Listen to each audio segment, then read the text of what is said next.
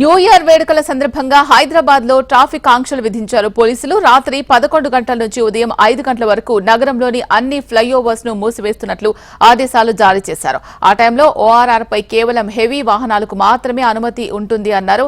దీంతో రేపు రాత్రి గ్రేటర్లోని Nagole, Kamineni, LB Nagar, multilevel, Chintalakunta flyover close కానున్నాయి.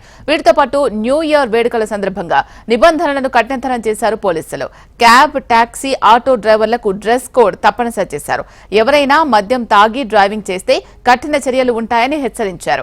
మద్యం సేవించి వాహనం నడపకుండా చూడాల్సిన బాధ్యత పబ్ యజమానులదే అన్నారు. అలాగే మైనస్ డ్రైవింగ్ చేస్తే వాహనాలు సీజ్ చేయడంతో పాటు కేసులు కూడా నమోదు చేస్తామన్నారు పోలీసులు.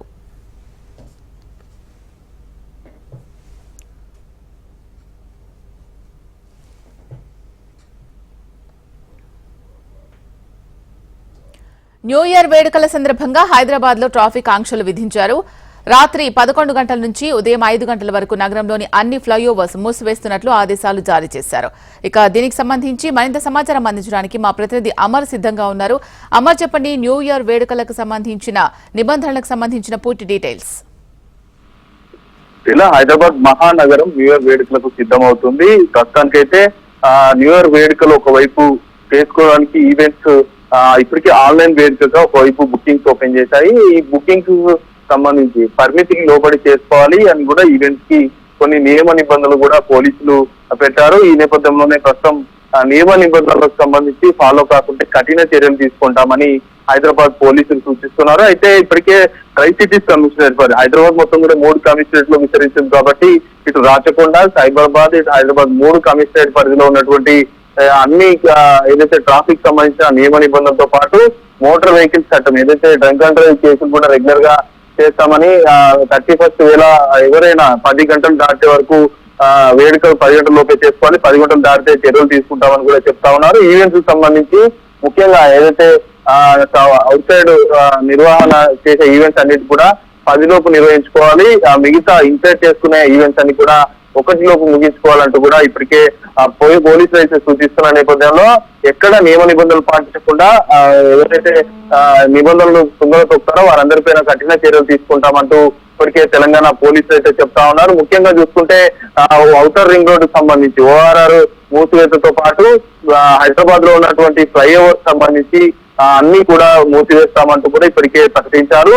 అయితే రాత్రి 11 గంటల నుంచి రేపు ఉదయం 5 గంటల వరకు కూడా ఇటు ఓఆర్ఆర్ తో పాటు అండర్ పాస్లు, ఫ్లైఓవర్లు అన్ని కూడా క్లోజ్ చేస్తామని ప్రకటన కూడా ఇచ్చారు. అయితే ఇదే కాకుండా మద్యం సేవించి బయటకు వస్తున్న ఎవరైతే వాహనదారులు కావచ్చు, ప్రయాణికులు ఎవరున్నా కూడా మద్యం సేవించి రాకూడదంటూ ఇప్పటికే సూచనలు ఇచ్చారు. మద్యం సేవించి వస్తే మొదటిసారి దొరికితే 10,000 జరిమానాతో పాటు 6 నెలలు జైలు శిక్ష, రెండోసారి దొరికితే 15,000 జరిమానాతో పాటు 2 సంవత్సరాల జైలు శిక్ష విధిస్తామంటూ ఇప్పటికే పోలీసులు ఒకవైపు హెచ్చరికలు అయితే జారీ చేశారు. అయితే పబ్కు వచ్చే ఈవెంట్స్ కి వచ్చే వాళ్ళంతా కూడా ప్రైవేట్ టాక్సీలు, క్యాబ్లు, ఆటో డ్రైవర్లు కూడా ఆశ్రయిస్తారు కాబట్టి ఇప్పటికే చాలా ఈవెంట్స్ దగ్గర, పబ్ దగ్గర ఆటోలు ఉంచేలా చూడాలని కూడా ఆటో సంఘాలు కావచ్చు, టాక్సీ సంబంధించిన సంఘాల నేతలతో మాట్లాడాము. ఎటువంటి ఛార్జీలు పెంపుదల లేకుండా, ఎందుకంటే న్యూ ఇయర్ వేళ ఇదే అవకాశంగా చూసుకొని ఆటో డ్రైవర్లు, టాక్సీ డ్రైవర్లు తప్పనిసరిగా రేట్లు పెంచారు కాబట్టి ఈ రేట్లు పెంచకుండా ఉండాలి. మరోవైపు